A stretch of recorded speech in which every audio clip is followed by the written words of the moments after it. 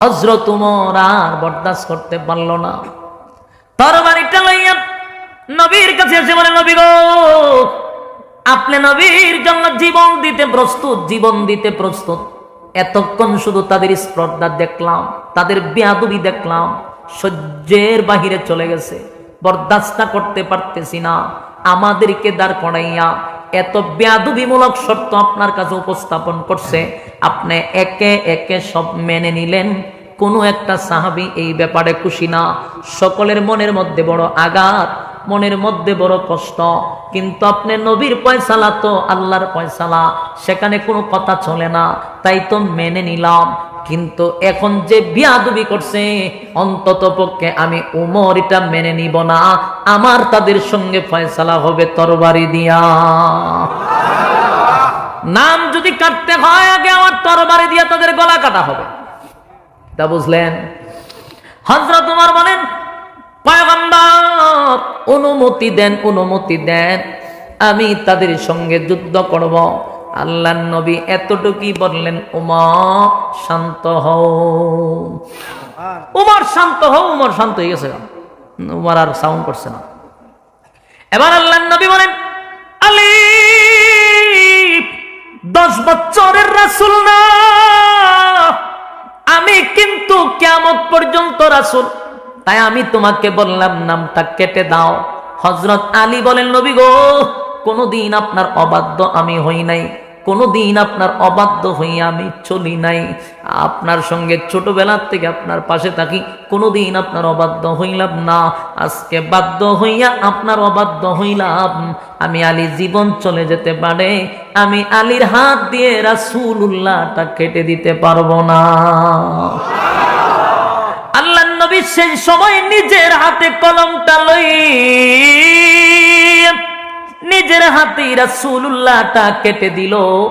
যেই মাত্র রাসূলুল্লাহটা কেটে দিছে, 1400 সাহাবীদের চোখ দিয়া পানি পড়া শুরু হইছে। নবীর উপর দিয়া কথা বলতে পারতেছে না, কলিজাটা যেন ফেটে যায়, ফেটে যায়।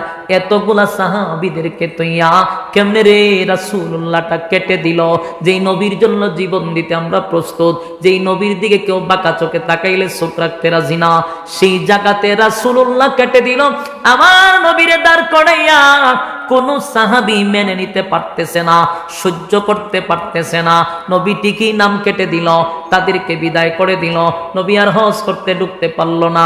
এত আশা লইয়া মদিনা থেকে 500 কিলোমিটার দৌড়ায় আসছিল হজ করবে, না রে হজ করতে পারল না। বেড়া বকরি লইয়া এখানে খানা দানা শেষ করে এবার নবী সিদ্ধান্ত দিল মদিনায় চলে যাবে। কিন্তু হযরত ওমর কোনোভাবেই বরদাস্ত করতে পারল না। ওমর বলে, নবী গো, আমার কিছু কথা আছে, বেয়াদবি মাফ করবেন। হযরত ওমরকে আল্লাহর নবী অর্ডার দিলেন। ওমর নবীর সামনে দাঁড়ায় কয়, হুজুর, মসজিদে নববীতে বৈশা আপনি না আমাদেরকে বলছিলেন আপনি স্বপ্নে দেখছেন নিরাপদে মক্কায় আইসা হজ করছেন, নিরাপদে আবার মদিনায় ফিরে গেছেন, স্বপ্নটা কি ঠিক ছিল? আল্লাহর নবীর কয়, আপনার স্বপ্ন ঠিক আছিল নি? রাসূল কয়, কেন? কতিল আপনি দেখলেন কি আর হইল কি? আপনি কইলেন নিরাপদে গেছেন মদিনা, নিরাপদে হজ করছেন, নিরাপদে গেছেন, তা আপনি স্বপ্ন তো ওহি, তাহলে আপনি যে কইলেন কি আর হইল কি? এখন আমরা হজই করতে ঢুকতে পারছি না।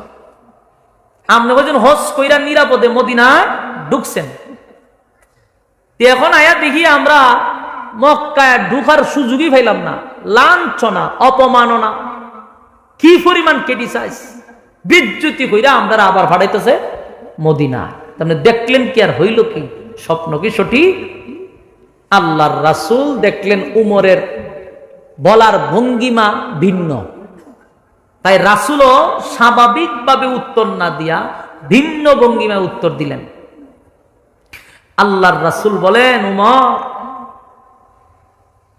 আমি স্বপ্ন দেখার পরে কি তোমাকে বলেছিলাম যে আমার স্বপ্নটা আজকেই বাস্তবায়ন হবে?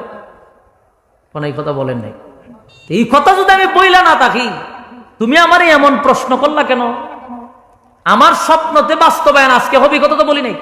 আমার স্বপ্নতে 1 বছর পরে বাস্তবায়ন হইতে পারে, 6 মাস পরেও হইতে পারে। এমন প্রশ্ন করলা কেন? উমর প্রশ্ন কইরা পড়ছে বিপদ। ওই কথা তো সত্য। তাই হজরত তোমার শরমে লজ্জা, এইটা মোবাইল খারাপ আছে, শরমে লজ্জা